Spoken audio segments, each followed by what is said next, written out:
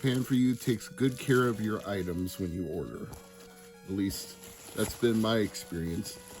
The only thing I ever had an issue with was a PSP that had a bad power port and wouldn't connect to charge. And he did give me a partial refund on that, so I'm not complaining. Lots of foam peanuts. So if you ever need foam peanuts to keep your stuff in good shape, I suppose that's a way to get more peanuts, is to order from Japan For You, because they don't use a shortage. Bubble wrap and peanuts and everything is well taken care of. So this is probably the big hitter of the bunch, if I'm not mistaken. So I'll go ahead and open this one first. I'm guessing from the fact it's the oversized cartridge of the bunch that it is the one that I wanted the most, and probably the biggest hitter out of my order in terms of value. But I waited for the price to drop, and that's one of the other great things about Japan For You, is if you're patient, the prices drop over time. And it is indeed the one I thought it was. This is Lagrange Point. It's one of 2 Konami games to use the VRC7 chip, which offers enhanced sound. But the other game that has the VRC7 didn't even take advantage of the chip being inside of it. This one actually does. And there is a full English language patch for this game. But of course, I'll test the original cartridge as is before I even get to that point. So if you're wondering what a Lagrange point is, well, it's a space that an orbiting body can occupy where it's in perfect equilibrium with other orbiting bodies. So the gravitational fields counteract each other and the object remains stationary. That is a Lagrange point. That's probably not the most ideal explanation of it, but it's the layman's explanation.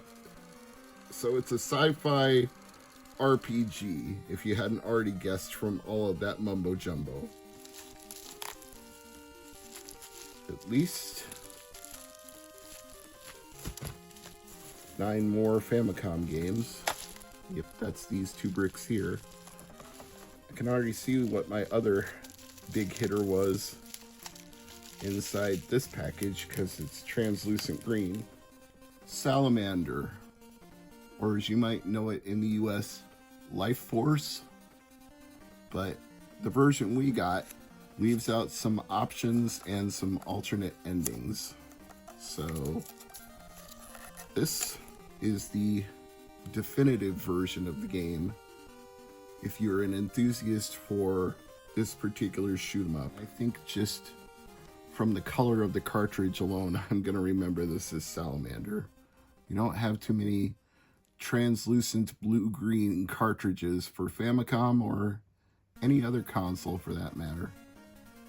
If I hold it to the light of my computer, maybe you get a better idea of how transparent it is. You can even see the board inside the shell. That's just wild to me. I'm glad I got a nice copy with a nice label on it, because on a lot of them the label has just completely rubbed off. Probably because it was a popular game and people played it a lot.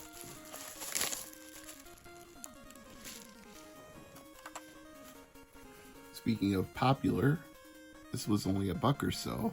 Mappy Land.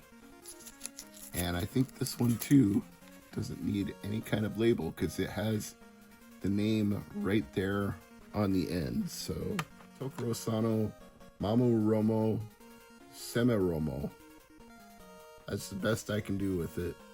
I'm just gonna put Tokoro Sano on the end label and hope that is enough of an explanation. It will at least allow me to alphabetize it when I mix it in with the rest. Here's another one that won't really require an end label of any kind. This is 10 Yard Fight. What I like about it is it's one of those Famicom games with the LED light that shows you when it's turned on that the game is in operation. And it needs no additional labeling, so that is convenient.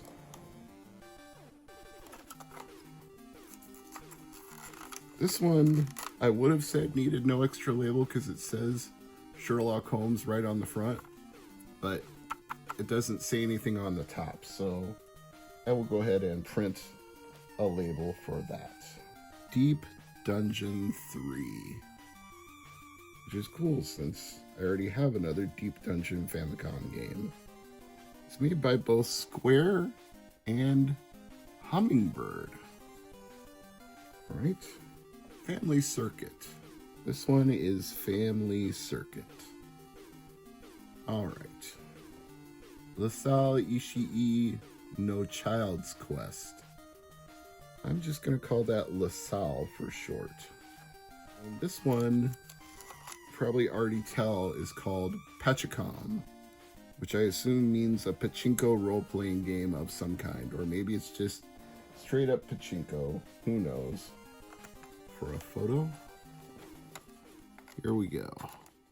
One stack of 10 Famicom games ready to be cleaned and tested. Let me just set these up here for safekeeping for the moment. And then we go through this brick of 6 Game Boy games.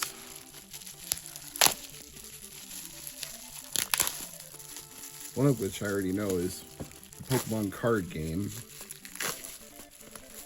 Before I even get this taken apart. Yep. It's right there on the top. Can you see it? I'm just going to scroll up to my list and look at what all the rest of them are while I'm at it. But yes. This one is Pokemon Card GB. It's handy that he puts numbers on it so you can always compare the number to your order and make sure the numbers match. I guess one other time I did get a wrong Famicom cart by mistake, but he told me to just keep it because that was his mistake and he gave me a refund on it. So like I said, Japan for You is pretty darn good about this stuff. Wonder if it's anything like F1 Race on the Game Boy. Guess I'll find out soon enough. This one is Lacrone Heroes. I may be pronouncing that incorrectly, but that's what it looks like to my Gaijin eyes. It looks like it says Lacrone Heroes. I already know what this one is. Ask Dr. Rin. I don't know what we're going to ask the good doctor, but we're asking something. Nangoku Shonen Papua Kun Game Boy. I think I'll just call that Nangoku and leave it at that. Wataru Mazuko Monster. So I'll just call this one Wataru for short. Alright, I have 16 games to clean before we test them, so I will be back in a bit.